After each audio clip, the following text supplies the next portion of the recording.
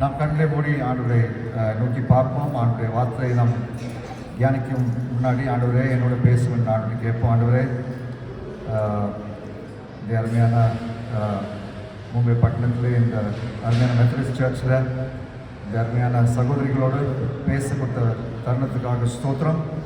ஆண்டவரே உடைய வார்த்தையிலிருந்து நாங்கள் தியானிக்கும் போது நீங்கள் ஆண்டவரை எங்களோட தெளிவாக நேரடியாக நீர் பேச வேண்டும் ஜெபிக்கிறோம்.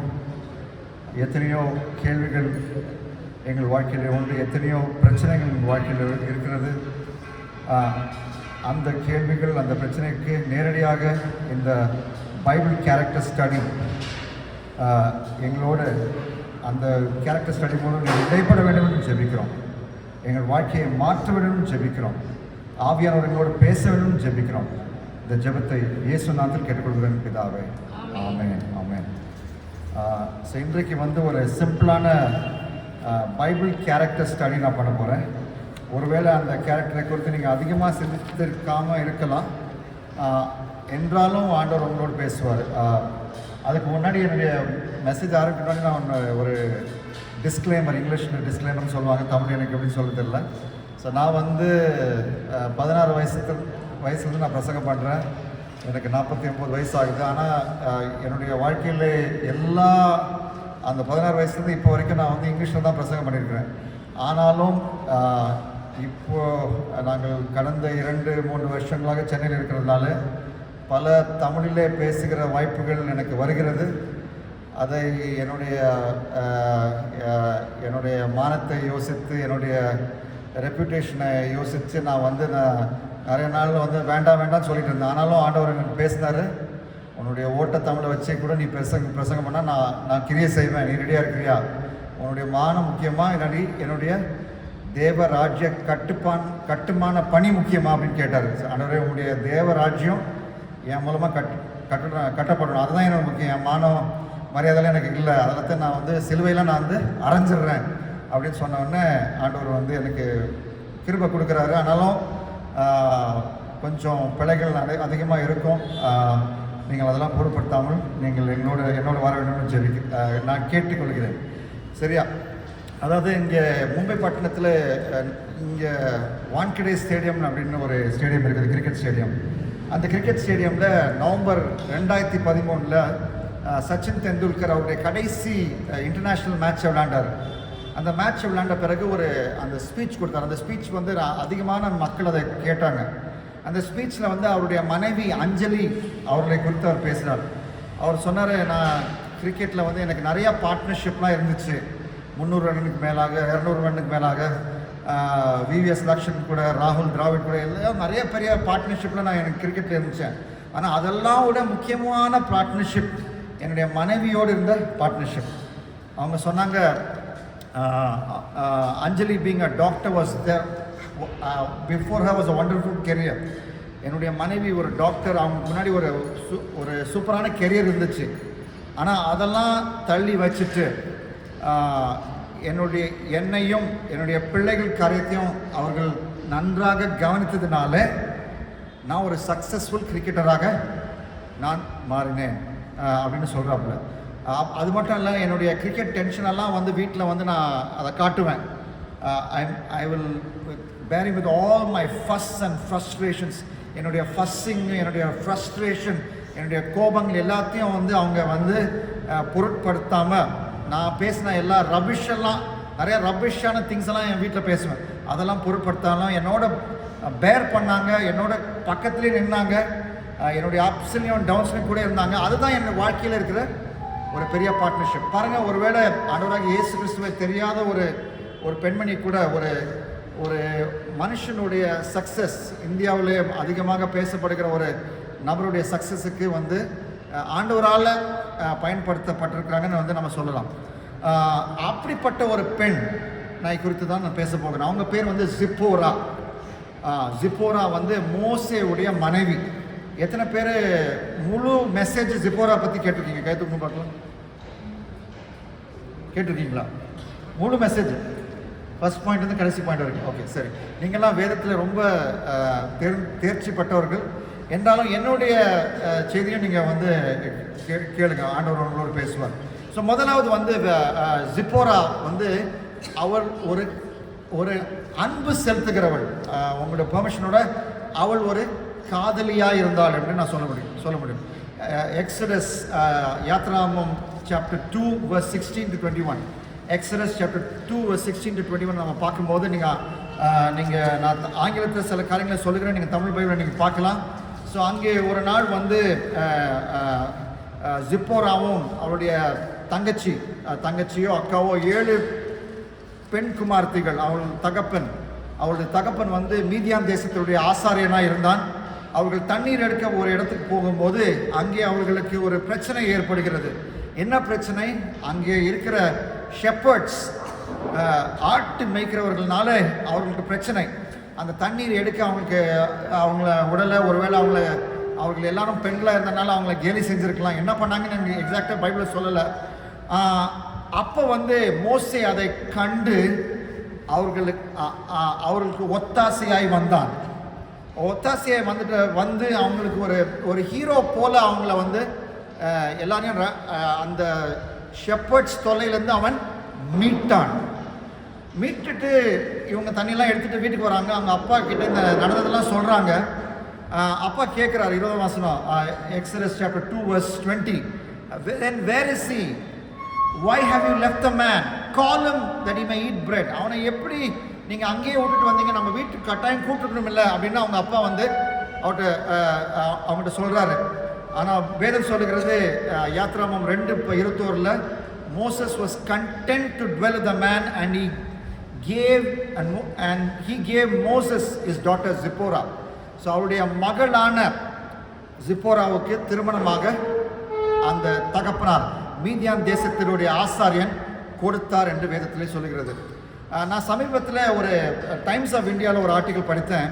அதாவது பிக் பாஸ் என்னென்ன பிரபலமாக நிறைய தமிழ் மக்கள் பார்க்குற ஒரு ஷோ, அதை நான் பார்க்கணும்னு சொல்லலை, அது டைம் வேஸ்ட் தான். ஆனால் அந்த ஷோவை பற்றி ஒரு ஆர்டிக்கல் வந்துருந்துச்சு. ஏன்னா நிறைய பேர் பார்த்துருக்காங்க போல் அந்த ஷோவை. அதை வந்து விசித்ரா என்ற ஒரு பெண்மணி இந்த சினிமா நடிகராக இருக்கும்போது ஒரு தடவை வந்து மலம்புலா என்ற ஒரு ஊரில் ஷூட்டிங் நடக்குது. அந்த ஷூட்டிங் நடக்கும்போது ஒரு ஹோட்டலில் அவங்க தங்கியிருக்கிறாங்க. அப்போ தங்கியிருக்கும் போது அந்த ஹோட்டலுக்கு 3 ஸ்டார் ரேட்டிங் கொடுத்ததுனால அங்கே ஒரு செலிப்ரேஷன் பார்ட்டி வைக்கிறாங்க.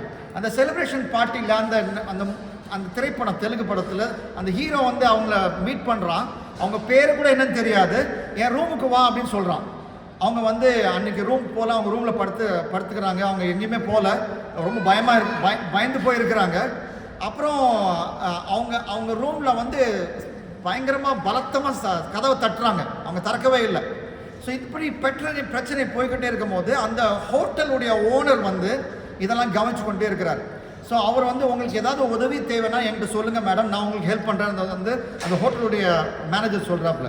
ஸோ அந்த மேனேஜர் சொல்கிறாரு, நான் வந்து நீங்கள் உங்களை டிஃப்ரெண்ட் ரூமில் போடுறேன், ஆனால் உங்கள் ரூம் நம்பரை நான் யாருக்குமே தரமாட்டேன் அப்படின்ட்டு சொல்கிறாரு. அவங்க டெய்லி சாயங்காலம் வந்து 6 மணி ஆனால் அந்த என்டையர் ஃபிலிம் க்ரூவை குடிச்சு வெறிச்சு அவங்க டிஃப்ரெண்ட் கதவை தட்டிக்கிட்டே போகிறாங்க. ஆனால் எப்படியோ தப்பிச்சிடுறாங்க. அப்புறம் அந்த ஒரு தடவை ஷூட்டிங் அப்போ வந்து ஒரு ராயட், தமிழ் என்ன சொல்கிறதுன்னு தெரியல, ஒரு கலவரம் ஒரு சீனில் இருக்கும்போது அங்கே இருக்கிற நடிகர் ஒருத்தர் வந்து அவர்களை திரும்ப திரும்ப தவறாய் தொடுகிறதுனால அவங்களுக்கு ரொம்ப ஒரு மாதிரி வெறுப்பாகி அவனுடைய கையை பிடிச்சிட்டு அந்த சீனுடைய டைரக்டர் கிட்ட கொண்டு போகிறாங்க. அவன் சொல்கிறான், அவன் இவங்க சொல்கிற கதையை கேட்டுட்டு அவன்கிட்ட ஒன்றும் சொல்லலை, அந்த அம்மாவை, அந்த விசித்ராவை வந்து அரைஞ்சான் போல இருக்கு. ஆனால் இதெல்லாம் பார்த்துட்டு இருக்க அந்த ஹோட்டல் மேனேஜர் வந்து அவங்களுக்கு வந்து ஒரு உதவியாக இருந்து ஒத்தாசையாக இருந்து அவங்களுக்கு ஒரு கம்ப்ளைண்ட் எழுத வச்சுட்டு, ஒரு லாங் ஸ்டோரியை ஷார்ட்டாக கட் பண்ணோம்னா, இந்த நபர் அவர்களை அந்த இக்கட்டான சூழ்நிலையிலே உதவியாக இருந்த இந்த நபர் இவர்களை மணந்தார்கள். இவர்கள் வந்து ஒரு பெரிய பிரபலமான நடிகர் ஒன்றும் கிடையாது. அவங்க வந்து ஐட்டம் டான்ஸர் அப்படின்னு மூவி தேர்ஸ் சொல்லுவாங்க. ஆனால் இவர்களை மணந்து அவர்களுக்கும் இருவருக்கும் இந்த திருமணத்தில் 3 பிள்ளைகள் கொடுத்து கணவர் வந்து என்னை சந்தோஷமாய் வைத்திருக்கிறார் அப்படின்னு அவங்க சொன்னாங்க. ஒருவேளை அந்த கதைக்கும் இந்த கதைக்கும் ஒரு சம்மதம் இருக்கலாம். அதாவது விசித்ரா கதைக்கும் ஜிப்போரா கதைக்கும் ஒரு கனெக்ஷன் இருக்கலாம். அதாவது ஜிப்போரா ஒரு பிரச்சனையில் இருக்கும்போது மோசே அங்கே வந்து ஒரு அவரான முடிந்த ஹெல்ப்பை செய்து ஒருவேளை அவர்கள் இதயத்திலே ஒரு இடம் பிடித்தான். மோசே அவன் இதயத்தை இடம் பிடித்தான். அவங்க தகப்பனார் அந்த ப்ரொபோசலை கொடுக்கும் போது ஈஸியாக எஸ் என்று சொல்றதுக்கு மோசே ஜிப்ராலுக்கு முடிந்தது. இது எதுக்கு ஒரு உதாரணமாக இருக்குது, எதுக்கு ஒரு ஓமையாக இருக்குதுன்னு நம்ம யோசித்து பார்த்தோம் என்றால், நமக்கும் ஆண்டவருக்கும் இருக்க வேண்டிய, தினந்தோறும் இருக்க வேண்டிய காதலுக்கு நம்ம உணர்த்துகிறது. The love that must be between us and Jesus. நம்ம ரட்சிக்கப்பட்டிருக்கலாம், ஆண்டவருக்காக வாழ்ந்து கொண்டிருக்கலாம், ஆண்டவருக்காக ஊழியம் செய்யலாம். ஆனால் தினந்தோறும் நமக்காக நம்ம நரகத்துக்கு போயிட்டு இருந்தோம். நம்ம பாவிகளாக இருக்கிறதுனால நம்ம நேரடியாக நரகத்துக்கு போக வேண்டியிருக்கு. ஆனால் நம்மளை ரட்சித்து நமக்காய் சிலுவை மரத்திலே ரத்தம் சிந்தி நமக்காக, அதாவது ஆங்கிலத்தில் ரோமர் 5:8 God demonstrates his own love for us in this, when we were still sinners Christ died for us. நாம் பாவிகளாய் இருக்கையிலே நமக்காய் மரித்த ஆண்டவராக இயேசு கிறிஸ்து மேல நம்ம ஒரு பிரச்சனை இருக்கும் போது, பெரிய பிரச்சனை உலகத்தில் இதுக்கு மேல பெரிய பிரச்சனை இருக்காது, நம்ம நரகத்துக்கு போற அந்த தருவாயிலே நமக்காய் ஆண்டவராக இயேசு கிறிஸ்து மரித்தார். அவர் மேல இருக்கிற காதல் குறையக்கூடாது. அந்த ஃபர்ஸ்ட் லவ் கூடிக்கொண்டே இருக்கணும். அதாவது ஏசாயா 5:1 வேதம் சொல்லுது. அதுல ஏசாயா அவன் ஆண்டவருக்கு ஒரு பேரை கொடுக்குறான். ஏசாயா 5:1 ஆண்டவருக்கு என்ன பேரை கொடுக்குறான்னா, மை பிலவட். அதாவது என்னுடைய தமிழ் டிரான்ஸ்லேஷன்ல சொல்லணும்னா, என்னுடைய காதலனே என்று ஆண்டவரை பார்த்து சொல்லுகிறான். My beloved. ஆண்டவருக்கு அவன் கொடுத்த பேர் என்னது? My beloved. ஸோ அவ்வளவு நேசிச்சான். ஒரு ஆண்டவருக்காக வெகு வருஷமாய் ஊழியக்காரன் தான், ஆண்டவரை அறிந்தவன் தான். ஆனாலும் அவன் அந்த அந்த அந்த ஆண்டவருக்கு இருக்கிற அந்த உறவிலே அவன் ஒரு நாளும் அவன் அந்த உறவு அவனுக்கு அந்த ஒரு காதல் உறவாக இருந்துச்சு. அதாவது அந்த ஒரு ஆண்டவர் எனக்காய் மரித்திருக்கிறார், அவர் மேல் இருக்கிற அந்த அன்பில் நான் வளர்ந்து கொண்டே போகணும். ஸோ நம்ம ரட்சிப்பு எப்படி நமக்கு வருதுன்னா, நம்ம ரெகுலராக சர்ச்சுக்கு வர்றதுனால நாங்கள் ரட்சிக்கப்படுறதில்லை. ரெகுலராக விமென்ஸ் ஃபெலோஷிப் வர்றதுனால நம்ம ரட்சிக்கப்படுறதில்லை. எல்லாமே முக்கியம் தான், சர்ச்சுக்கு வர்றது முக்கியம் தான், உமன்ஸ் ஃபெலோஷிப் வர்றது முக்கியம் தான். ஆனால் ரட்சிப்பு என்னன்னா, ஆண்டவர் மேலே நாம் அன்பின் உறவில் நிலைத்திருக்கிறது தான் ரட்சிப்பு. எனக்காக சிலுவையில் மரித்த இயேசு, எனக்காக ரத்தம் சிந்தின இயேசு, அவர் மேலே நான் அன்பாக இருக்கிறேன். அவர் மேல் இருக்கிற அந்த அன்பின் நிமித்தமாய், அந்த உறவின் நிமித்தம் தான். அது மதம் கிடையாது, ஆனால் உறவு. ரிலிஜன் கிடையாது, ரிலேஷன்ஷிப். அந்த அன்பின் ரிலேஷன்ஷிப்ல நம்ம வளரணும்.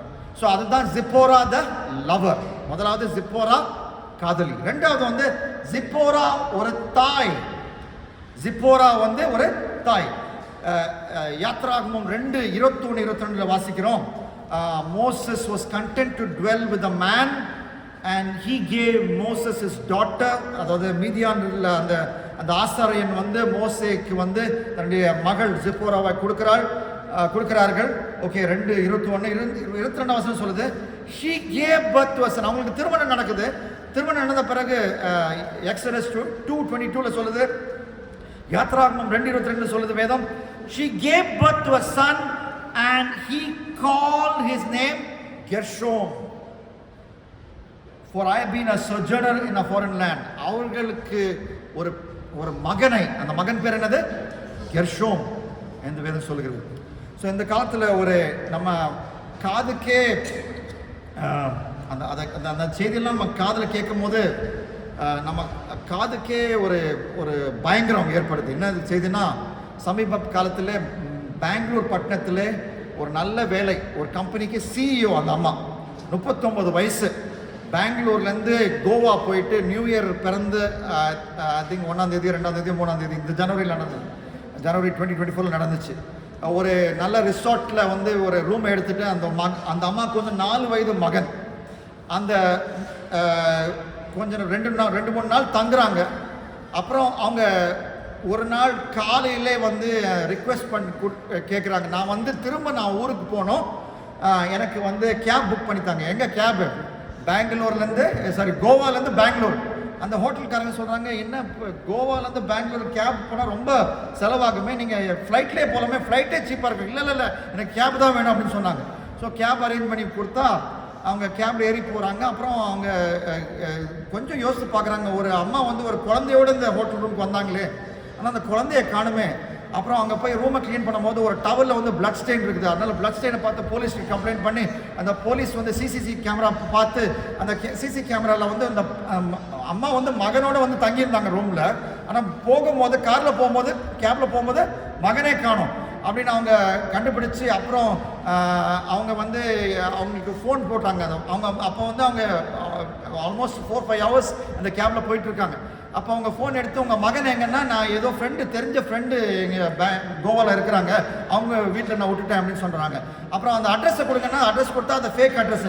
ஸோ போலீஸ்க்கு ஏதோ சந்தேகம் பெருசாகிடுச்சு. அப்புறம் அவங்க வந்து அந்த கேப் டிரைவரை வந்து நேராக அவங்க அம்மாவுக்கு தெரியாமல் நேராக ஒரு போலீஸ் ஸ்டேஷனுக்கு நீ வந்து வண்டியை விடு அப்படின்னு சொல்லி அவங்க விடும் போது அந்த காரெல்லாம் செக் பண்ணும்போது அந்த அம்மாவுடைய மகனுடைய சடலம், 4 வயது மகனுடைய சடலம் அவங்க சூட்கேஸ்ல இருந்துச்சு அந்த கேர்ல.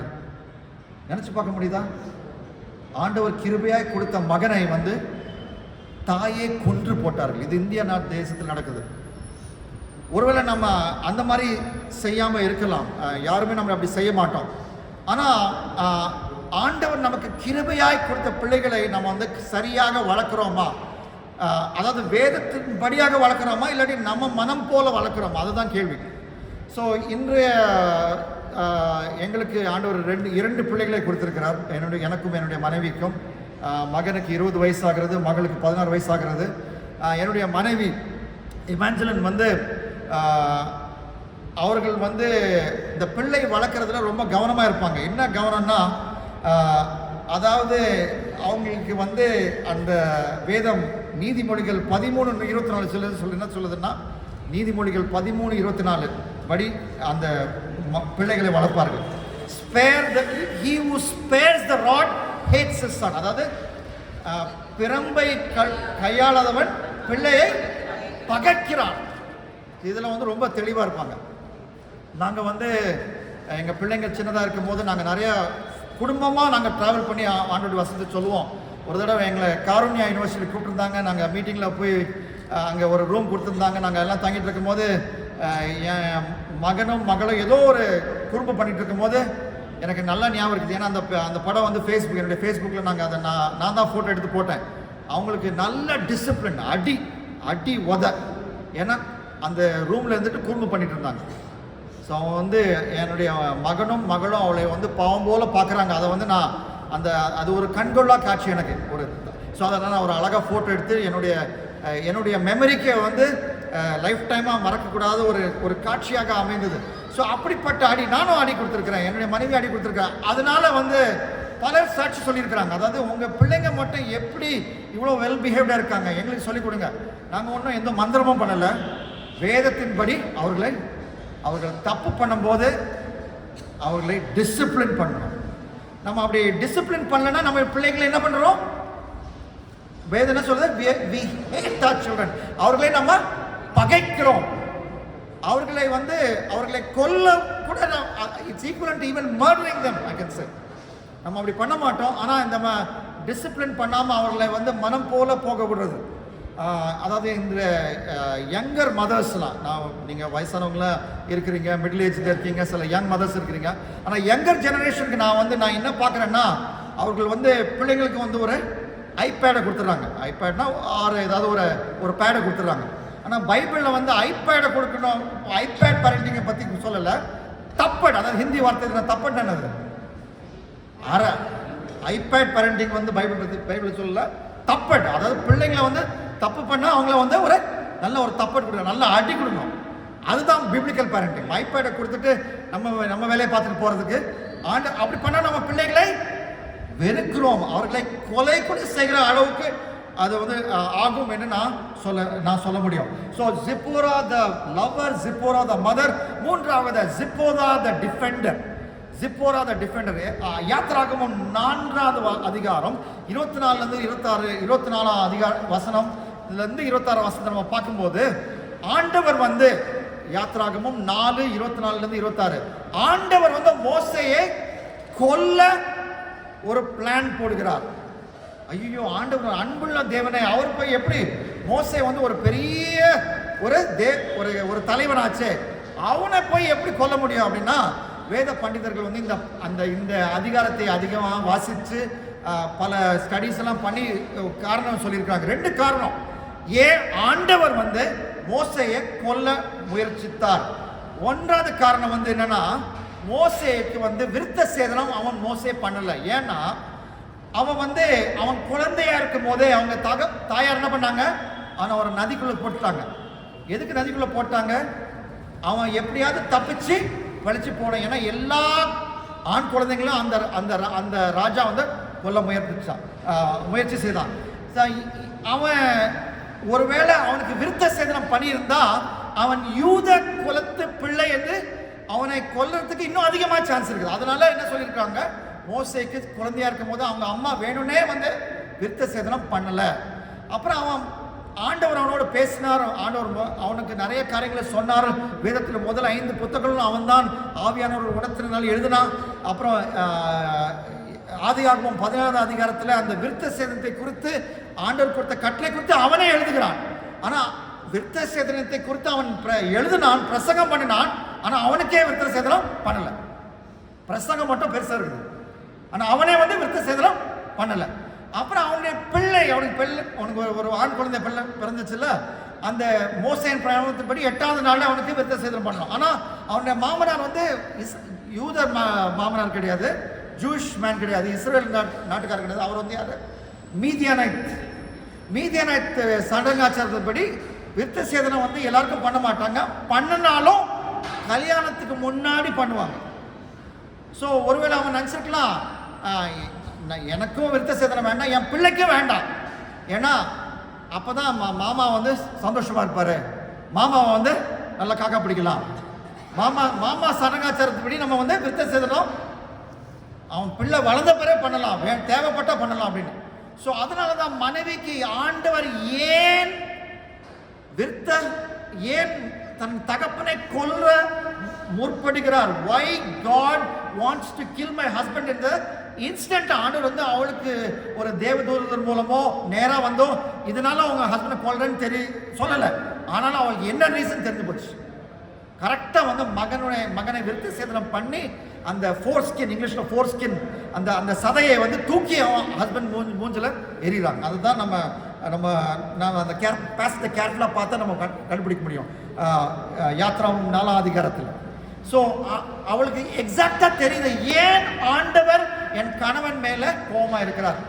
ஸோ நமக்கு தெரியுதா, நம்ம சுற்றி நடக்கிற நம்முடைய கணவர்மார்களை ஒருவேளை ஒரு துணிகர பாவம் தரத்தில் இருக்கலாம், ஒருவேளை ஆபாச படம் பார்க்கலாம், ஒருவேளை குடிச்சு வெறிச்சிட்டு இருக்கலாம், அவங்களோட சண்டை போடணும்னு சொல்லலை. ஆனாலும் அன்பில் நிறைந்து வேதத்திலிருந்து சொல்லிக் கொடுக்குறோமா, இது வந்து வேதத்தின்படி இது சரியில்லை அப்படின்னா அன்பிலே அவர்களுக்கு சத்தியத்தை சொல்லுகிறோமா. பிஸ்னஸில் வந்து அதாவது செய்யக்கூடாததை செய்து லாபம் எடுக்கிறதுன்னு பார்க்குறாங்க. அது வந்து அப்படிப்பட்ட பணம் நமக்கு வேண்டாம் அப்படின்னு. நம்முடைய ஹஸ்பண்ட் குறித்து நம்ம எல்லாமே தெரியும். ஜிப்போராவுக்கு தன்னுடைய புருஷன் சர்க்கம்சைஸ் ஆகலைன்னா அவளுக்கு மட்டும் தான் தெரியும், வேற யாருக்கும் தெரியாது. ஏன்னா அந்த சர்க்கம்சேஷன் வந்து ஒரு உள்ளான ஒரு காரியம், அது மனைவி மட்டும்தான் அறிவா. அவ தெரிஞ்சு அந்த காரியத்தை கரெக்டாக சரி பண்ணுகிறாள். ஆண்டவர் வந்து மோசே மேலே ஒரு கிருபையை காட்டி அவனை கொல்லாமல் விடுகிறார். ஸோ நம்முடைய குடும்பத்திலே இருக்கிற ஒருவேளை புருஷன் குறித்த காரியமாக இருக்கலாம், இல்லாட்டி நம்முடைய வளர்ந்த பிள்ளைகள் குறித்த காரியமாக இருக்கலாம். அவர்களுக்கு அன்பிலே நிறைந்து வேதம் இதை குறித்து இப்படி சொல்லுகிறது. ஆனால் நம்ம வேதத்துக்கு வித்தியாசம், வேதத்துக்கு புறம்பாய் நாம் போகிறோம், அது தவறு, அப்படி நம்ம செய்யக்கூடாது. நம்ம வந்து குடும்பமா ஆண்டவருக்கு பிரியமாய் நம்ம காணப்படணும் என்று நம்ம வாயை திறந்து நம்ம பேசுகிறோமா, இல்லாட்டி சரி எல்லாரும் அப்படி அவங்கவுங்க செஞ்சுட்டு போறாங்க, நம்மளும் நமக்கு பிரச்சனை இல்லாமல் குடும்பம் போகணும், அதுதான் முக்கியம் அப்படின்னு அப்படியே கண்டும் பார்த்தும் பார்க்காமல் கண்டும் காணாமல் நாம் இருக்கிறோம். அதுதான் இந்த பகுதியிலிருந்து ஆண்டவர் நம்ம கேட்குற கேள்வி. So Moses, ஜிப்போரா the lower, ஜிப்போரா the mother, ஜிப்போரா the Defender. அப்புறம் 4வது காரியம் ஜிப்போரா த டிராவலர்.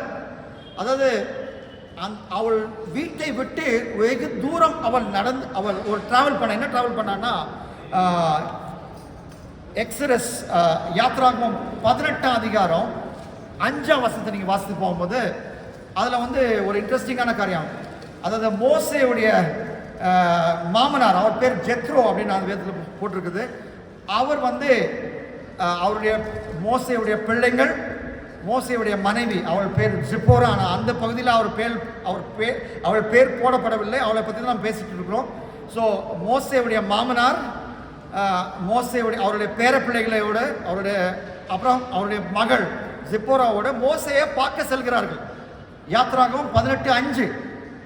ஸோ மோசே எங்கே போயிட்டான்? அவன் வந்து மவுண்டன் ஆஃப் காட், அதாவது தேவனுடைய மலையில் அவன் வந்து அங்கேயே கேம்ப் போட்டான். ஸோ அப்படின்னா என்ன அர்த்தம்னா, மோசே வந்து ஃபேமிலியெல்லாம் விட்டுட்டு ஆண்டவர் அவனை ஒரு அழைப்புக்கு அழைத்திருக்கிறார். இஸ்ரவேல் ஜனங்களுக்கு ஒரு தலைவராக அழைத்திருக்கிறார். அந்த வேலை அந்த அழைப்பினாலே அவன் பிரயாணம் பண்ணி எங்கே போனா, அவனுக்கு மவுண்டன் ஆஃப் காட், ஆண்டவர் தேவனுடைய பர்வதத்துக்கு அவன் போக வேண்டும். அதுக்கெல்லாம் யார் பர்மிஷன் கொடுத்தது? யார் அவனை சந்தோஷமா அனுப்பி வச்சது? மனைவி தான். ஸோ மனைவி அவனை வந்து சந்தோஷமா அனுப்பிச்சு வச்சிருப்பாங்க. ஜிப்போரா, நீ வந்து ஆண்டவனுக்கு என்ன எதற்காக உன்னை அழைத்திருக்கிறாரு மோசே, அந்த அழைப்பை நோக்கி நீ தைரியமா போ, நான் வந்து பிள்ளைங்களை பார்த்துக்கிறேன். ஸோ அவன் போறான். ஆனா என்ன பண்றான் மோசே? ஒருவேளை குடும்பத்தெல்லாம் மறந்துட்டு அங்கேயே கேம்ப் அடிச்சிட்டார். குடும்பத்தெல்லாம் மறந்துச்சு, நமக்கு ஒரு மனைவி இருக்குது, 2 பிள்ளைங்க இருக்கிறாங்க, அதெல்லாம் பிள்ளைங்களாம் இருக்கிறாங்க, மறந்துட்டு அங்கே இருக்கிறதுனால தன்னுடைய தகப்பனாரோடு தன்னுடைய குடும்பத்தை திரும்பவும் கட்டுவதற்காக பிரயாணம் பட்டு போகிறார் ஜிப்போரா த டிராவலர். ஸோ ஆண்டவர் வந்து ஒரு திருமண வாழ்க்கையில் நம்மளை வைத்திருப்பாங்க. எத்தனை பேர் இருக்கீங்க திருமணம்? எல்லாருக்கும் நம்ம ஏறத்தாழ I think all of us here are married women, அப்படிதானே? ஸோ ஒரு திருமண வாழ்க்கையில் நம்மளை வைத்திருப்பாரானால் அந்த திருமணம் அந்த குடும்பத்துக்கு ஒரு God has certain things for that family. ஒரு முக்கியமான ஒரு காரியம், நிறைய காரியம் சொல்லலாம், அது வந்து நான் ஃபேமிலி செமினாரில் நான் பேசல, ஒரு சின்ன டிவோஷன் தான் எடுக்க வந்திருக்கேன். ஆனால் ஒரு முக்கியமான ஒரு குடும்பத்தில் காணப்படுவது வந்து புருஷனும் மனைவியும் நன்றாக டைம் எடுத்து பேச வேண்டும். Meaningful conversation. அதாவது அதில் வேதத்திலிருந்து ஒரு எடுத்துக்காட்டு சொல்வேன் என்றால், 1 சாமுவேல் 1ஆம் அதிகாரம் 8ஆம் வசனத்தை நீங்கள் பார்த்தீங்கன்னா, அதாவது எல்கானா கேட்குறான் ஹானா கிட்ட. எல்கானா வந்து மனைவி அண்ணாள்கிட்ட கேட்குறாப்புல, அவளுக்கு பிள்ளை இல்லாதனால அவளுக்கு ரொம்ப வெக்ஸ் ஆகி போயிருக்கிறா, ரொம்ப டென்ஷனில் இருக்கிறா. அப்போ சொல்கிறான் வந்து, நமக்கு பிள்ளை இல்லாமல் இருக்கலாம், பட் வைடி நான் வந்து உனக்கு 10 மகனுக்கு சமமாக இருக்கிறேன். நமக்கு பிள்ளை இல்லாமல் இருக்கலாம், ஆனால் நான் புருஷனாகிய நான் உனக்கு 10 மகனுக்கு சமமாக இருக்கிறேன் அப்படின்னு அன்பு வார்த்தைகளை புருஷன் மனைவியுடன் பேசுகிறான். குடும்பத்தில் வந்து புருஷன் மனைவியுடன் அன்பு வார்த்தைகள் பேச வேண்டும், மனைவி புருஷனோட அன்பு வார்த்தைகள் பேச வேண்டும். ஸோ இது நடக்கலை. இதுதான் ஆண்டவருடைய திட்டமாக இருந்தது. ஸோ ஆனால் அந்த திட்டத்தெல்லாம் மறந்துட்ட மோசே வந்து மலை மேலே வந்து உட்காந்துட்டு கேம்ப் அடிச்சுட்டு அப்படியே இருக்கிறாரு. ஸோ அதை வந்து அப்படியே கல்யாணத்தை விட்டுடலாம். சரி, மோசே வந்து நமக்கு மணி ஆர்டர் மட்டும் கரெக்டாக அனுப்புகிறாருல்ல, பேங்க் ட்ரான்ஸ்ஃபர் மட்டும் கரெக்டாக பண்ணுறாரு, நல்லா காணிக்க வருது மோசைக்கு, நமக்கு எல்லாத்தையும் கொடுத்துற, நம்ம வந்து பிரச்சனை இல்லாமல் நம்ம சமைச்சிட்டு பிள்ளைங்களை பார்த்துட்டு இருக்கோம் அப்படின்னு இல்லை. அப்பாவை கூட்டிட்டு டிராவல் பண்ணிட்டு ஆண்டவர் ஏற்படுத்தின குடும்பத்தை ஒர்க் பண்ணுறதுக்காக அவள் எடுத்த எஃபர்ட்டை நம்ம அதை குறித்து நம்ம இங்கே வாசிக்கிறோம். நம்ம அப்படி செய்கிறோமா? இந்த திருமணத்தை எதற்காக ஏற்படுத்தினார்? இது வந்து நம்ம குடும்பம் வந்து ஒரு candle lighted on lamp stand, விளக்கு தண்டின் மேலே நிறுத்தப்பட்ட ஒரு கேண்டில் போல நம்ம குடும்பம் இருக்குதா? ஆண்டவர் எதற்காக நம்மளை புருஷன் மனைவி பிள்ளைகளாக நம்மளை அழகாக கொண்டு வந்து அழகாக ஒன்று சேர்த்து வைத்திருக்கிறார். அந்த பர்பஸ் அதற்காக நிறைவேறுகிறார். அதை நிறைவேற்றத்துக்கு நான் எதை வேணா செய்வேன்.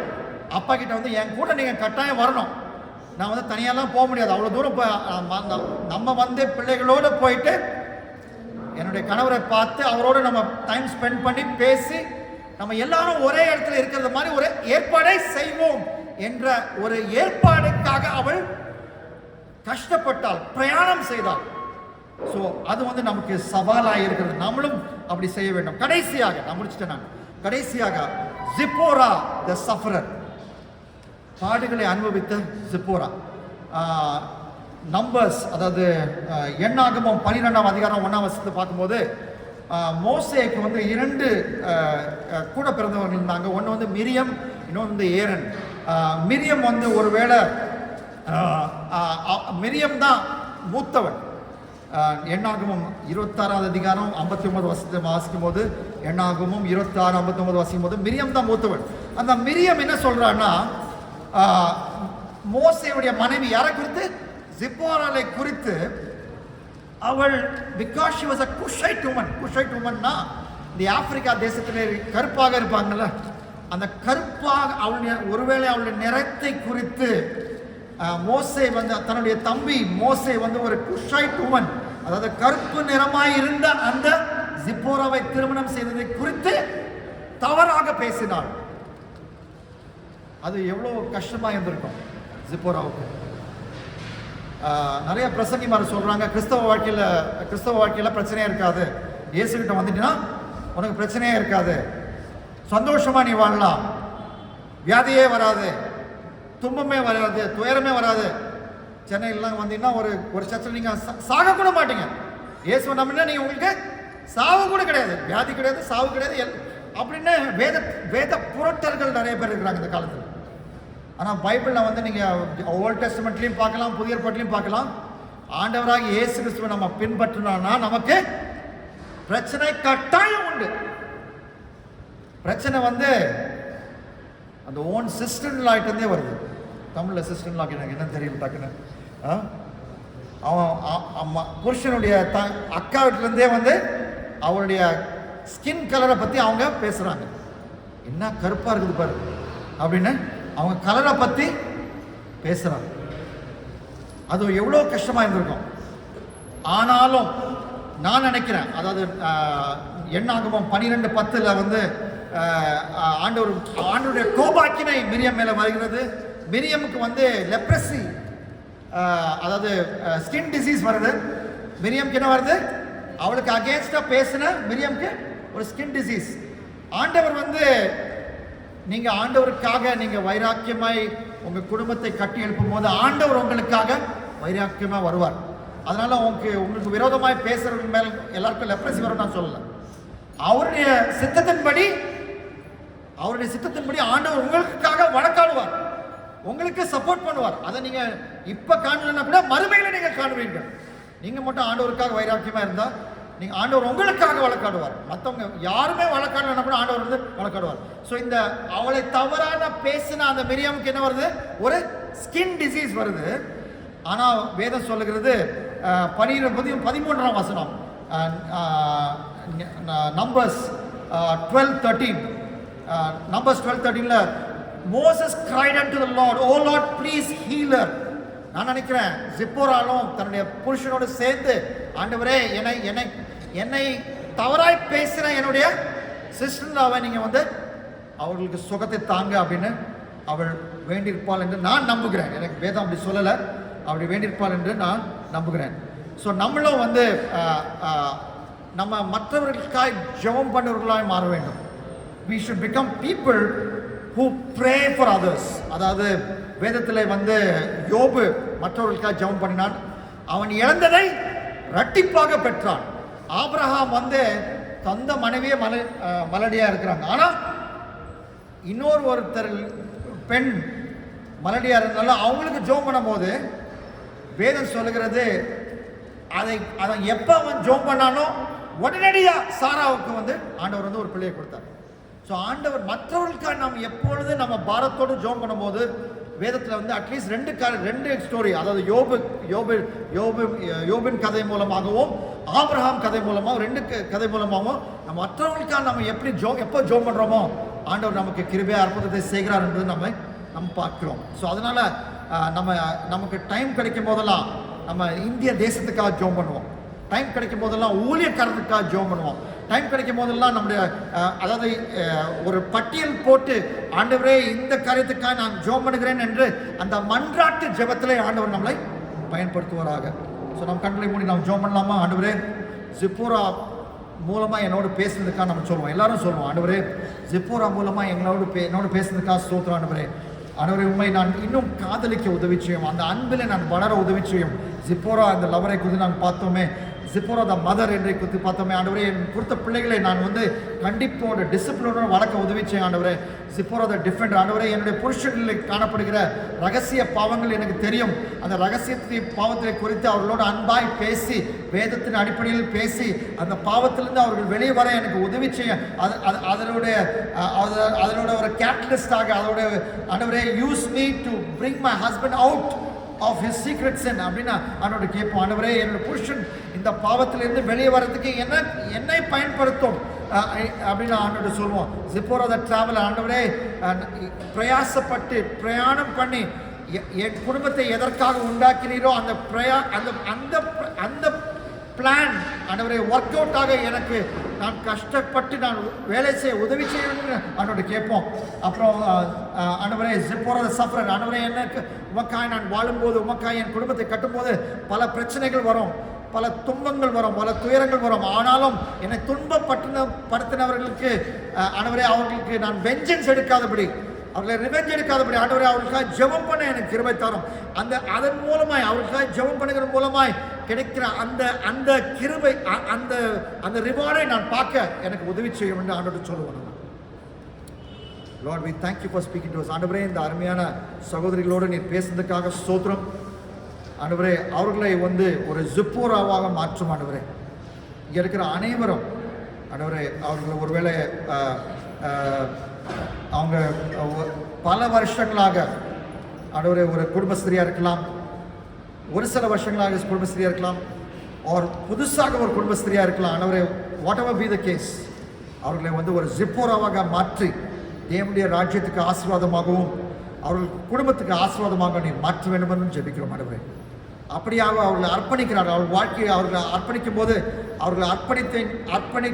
போது அவர்களை நீர் ஆசீர்வதிக்க வேண்டும் ஜெபிக்கிறோம். அவர்களை தொடர்ந்து வழி நடத்தும் ஆண்டவரே. இந்த ராத்திரி வேளையில் இருக்கிற மீட்டிங்ஸையும், நாளைக்கு காலையில் இருக்கிற சண்டே சர்வீஸையும் ஆண்டவரே, அதுக்கு பிறகு நடக்கிற யூத் ரிட்ரீட்டையும் ஆண்டவரே, அதுக்கு பிறகு நடக்கிற நாளைக்கு சாயங்காலம் இருக்கிற அந்த கூட்டத்தையும், எல்லா கூட்டத்தையும் நீர் ஆசீர்வதிக்க வேண்டும் ஜெபிக்கிறோம். இந்த ஜெபத்தை இயேசு நாமத்தில் கேட்டுள்ளேன் பிதாவே. ஆமென், ஆமென்.